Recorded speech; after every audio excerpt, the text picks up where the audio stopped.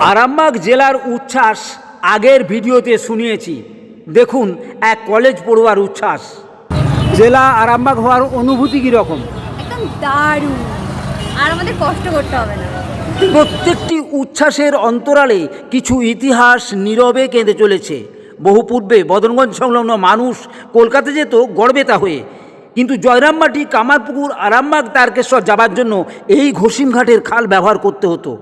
দীর্ঘ সময় পরে বদনগঞ্জ কামারপুকুর রাস্তা চালু হলো, অথচ তারাজুলি খালের এই ঘসিমঘাটের খাল পরাধীন থেকে স্বাধীন ভারত দেখল, কিন্তু কোনো প্রশাসন তাকে অমৃত ভারতে যোগ করতে পারল না। নূতন জেলার উচ্ছ্বাসে আলোকিত হোক ফুলুই জয়রামবাটির এই রাস্তা, একটি ব্রিজের মাধ্যমে আলোকিত হোক ঘসিমঘাটের তারাজুলি খাল। আপনারা কি এই পথটির সংস্কার চান? এই সমস্যাকে ঠিক জায়গায় পৌঁছে দিতে আপনার একটি শেয়ার যথেষ্ট।